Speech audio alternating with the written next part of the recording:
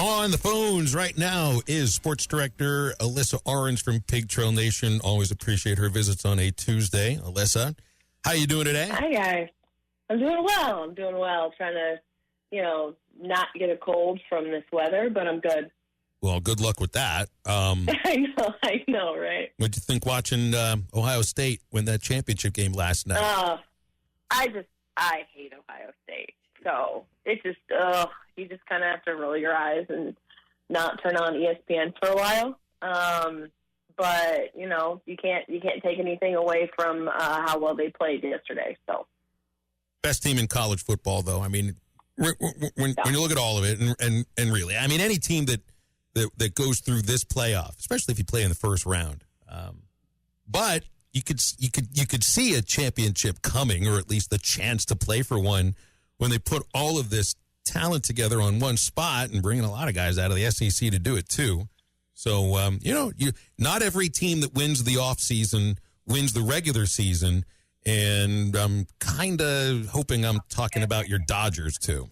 Well, I was going to make a comment about, money buying championships, but I don't really have much room to talk on. But yeah, no, you're right. I think that you look at what Ohio State was able to do, and even with a team that, lost to Michigan the way that they did, a lot of people were counting them out. A lot of people were saying that Ryan Day is going to be fired because he can't beat Michigan, for them to turn things around and start to realize, okay, we've got the talent to be a championship team, which they proved yesterday. Really turned it up a notch in the postseason, and really rolled through their side of this 12-team college football playoff, and now they're sitting at the top of it. So it's an interesting, and I think we're going to look back, right, on how the transfer portal and NIL and the 12-team playoff and how this all shaped so much of what we've seen college football evolve into, and look at this Ohio State team and say, okay, they were able to take advantage of all of these nuances of college football in the new world that we live in and build themselves a championship team, and then actually go out and go get it. Well, Alyssa, before we move over to some basketball, I'm going to stay with some football questions. And you got the big weekend coming up, the NFC Championship and the AFC Championship coming up this Sunday. Kind of a surprise, I guess, that the Commanders are in it, but the other one, no surprise there. Who do you like in these two games to meet up for the Super Bowl? Yeah, well, guys, last week we were talking about Lamar Jackson, and a big of a fan I am of Lamar Jackson, and so I was bummed about that game on Sunday night against the Bills, and I just hate the Bills, so it's fine.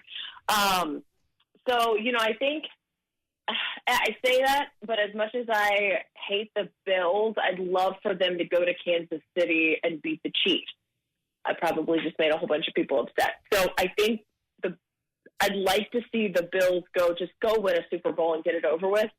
But I like the Washington storyline and Jaden Daniels and how fun that's been to watch. And, I'm from Virginia. I have a ton of friends who grew up Redskins fans, now Commanders fans. My mom is from Maryland. She grew up a Washington fan, and they were so bad for so long. Obviously, my dad's Dolphin fandom rubbed off on me, and my mom's Washington fandom did not. But I grew up in a household that rooted for both teams, and it has been a long time coming. So I would love, and it would make a lot of my friends happy back on the East Coast if Washington could go win a Super Bowl.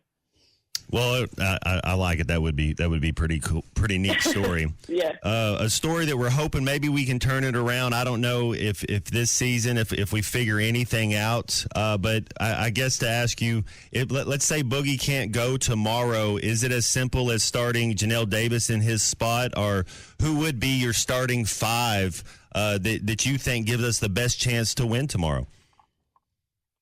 Yeah, that's going to be tough. And we just got off of a press conference with Chin Coleman talking about just kind of a, point guard by committee, like who would step into that role. And he immediately went to DJ Wagner, DJ Wagner being that guy that kind of step in there. But it's definitely going to be by committee. He also talked about how, with Big Z and being able to do what he can do, they're going to expect a lot more from him. And they're going to challenge him to rise to the occasion and be a little bit better. But when you put out 5 that can't include Boogie Fland at the moment, I think you put John L. Davis, Trevin Brazil, Jonas Adu, and DJ Wagner. And then I think you can put even like a Billy Richmond out there just from a defensive standpoint. I just really like the way that he plays, and he plays with this energy and spark that I think this team needs. I think you put him in the starting lineup. What about Wagner? Didn't he play point at Kentucky last year? We had a texter earlier that Rusty Henry actually texted earlier about it on our YouTube page, that he did play point last year for Kentucky. He hasn't had that role right now, but you're not necessarily you had Dillingham and Shepard. They did it by committee last year, I think, at Kentucky. Yeah. That's a guy that's been a distributor before.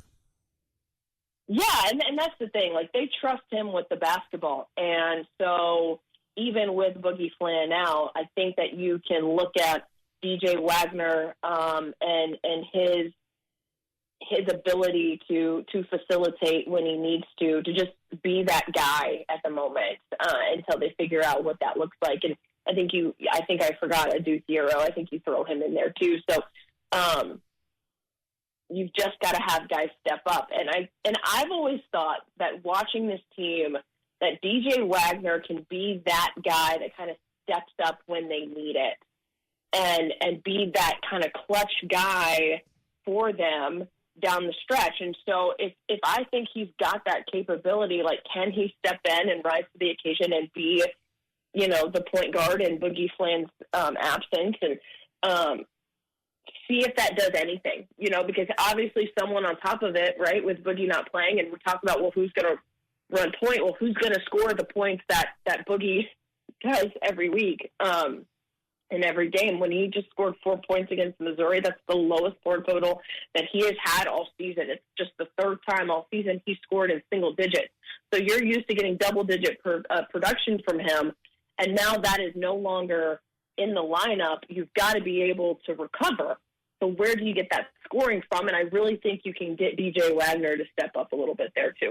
Yeah, I'm a Wagner fan. I don't think he's scared of the moment. I think you're spot on there. What if you had Jonas Adu, you go Big Z, and then if you put Brazil at the 3, and you kind of go a bigger lineup, because Brazil kind of likes to float out there anyways, and then he can help off and come clean up in the paint. I don't know. I just feel like we need to mix something up, and we're gonna have to do it now if Boogie can't go. But that could be a big lineup, and then you kind of spot in whatever guards you want. If you want Wagner and Adu, or if you want Thiero, sorry, or if you want a Janelle Davis. Yeah, I think so, and I also think too. You really kind of, to your point, like, something's got to give, and at this point, get creative. Just throw some lineups together and see what happens. I think the big thing for me with Trevin Brazil is I just still feel like he's an up and down player. Like, sometimes you see him give these great efforts and defensively he's playing really well, but then other times it's like he takes plays off and it's not consistent enough. And I think that's my big frustration with Trevin, that we've now watched him 3 seasons at Arkansas and his freshman year at Mizzou. Like, you just want a little bit more from him, and like, how do you get that out of him? I know that Coach Cal has pushed him a lot since he's come back to the team since the offseason, but like, you kind of just want a little bit more from Trevin in a complete game sense. That would make me feel a little bit more comfortable putting him down on the court. Look at where things are here. Let's just step back for a moment and think about this conversation we're having. It's a team that has been kind of without an identity, I think, since the start of the season. And injuries could be a reason why. Cobble them all together for the first time, maybe a reason why. But here you are, you're the middle of January, a team that's been looking for an identity, has had trouble finding it, and now we're all like trying to figure out which of the combinations can work. I think of the big lineup, I could see positives to that, but I could also see them being a little bit too slow, and against a quick team, the next thing you know, fast breaks, turnovers, any rebound, it's going the other way, and you can't keep up with them. It's just that I'm just looking at it from that perspective, Alyssa, because you didn't really know what kind of a team you were before this injury to Fland, and now you got to figure it out all over again. Right. Yeah, you've got to go back to a drawing board that was probably really messy with a whole bunch of stuff anyways, because you're just kind of throwing things on the wall and seeing what sticks. But maybe, again, not to try to always play the positivity card, but maybe this is a blessing in disguise in a sense where it's like, okay, you're forced to kind of try some things you weren't really thinking of before with the way that your lineups were unfolding, and like maybe something clicks and something kind of, says, oh, okay, wow, this is actually working, and I never thought that it would because I had to have this piece here and we had to have that piece there. So, again, we're talking about I don't want to say desperation mode, but a desperation mode with this Arkansas basketball team is at this point, just try it, because why not? And if it doesn't work, well, then move somebody in. But like Cal said after that Missouri game, they got 9 guys, and right now Boogie Fland is doubtful. So you got 8 guys. So you got 8 guys right now that you're going to rotate in regardless, and you're going to have to just, mess with lineups and put guys wherever. Just take shots and take some risks, because at this point you've got nothing to lose. All right, I brought it up briefly a moment ago, but I don't know if I've ever seen a baseball team win the offseason the way that the Dodgers have won this offseason. I mean, just in one weekend, you get the most sought-after pitcher coming out of Japan in Sasaki, the best closer on the market in Tanner Scott. I almost wonder if you don't have to worry about Ohtani pitching this next season, because they've got like 2 rotations that are ready to go. And Alyssa, look, I understand in this day and age of how the playoffs are put together for baseball, you really don't know what can happen. But I've never seen a team that could be as poised for a dynasty as the Dodgers are right now. See, you're going to hate me in April when I complain about silly losses, aren't you? I'm not even going to bring the team up.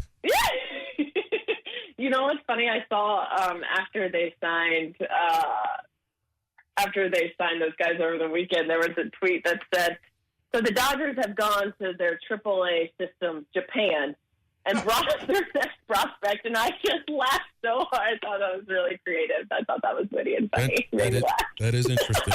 No, that's interesting, and I think, you go back all the way to the Hideo Nomo signing. I think this has a lot to do with it. It worked then. It's working at a different level now. Obviously, the city has something to do with it and where it's located in the country, but I'd give to go back to 30 years ago and say that because it worked for Nomo, I think, and it's obviously worked for Ohtani. Some of those other pitchers are looking, and other players, I think, will be looking at the same thing. Yeah. I mean, they'll turn into Japan's team. They already are. Yeah, well, you know what? I'm really, really, really excited for baseball season to start. The countdown's on. We've got, 3 weeks? Yeah. 3 weeks still? It's like a little more than, it's like 2.5, like 3.5. Yeah, we're getting up to it. We're getting right up to it. Who's counting? Can't get here soon enough. Alyssa, I know. Always appreciate you stopping by. Thanks very much. You too, guys. Have a good one. See you. Thanks, Alyssa. BetOnline continues to be the world's most trusted betting platform and your number one source for online betting. From the earliest odds to in-game live betting, BetOnline provides you with all the action and the ability to watch the games as they happen. With the largest selection of odds on everything from football, the NBA, and college basketball to NHL and UFC. Head to BetOnline today and don't forget to use the promo code BELIEVE for your welcome bonus on your first deposit. BetOnline, the game starts here.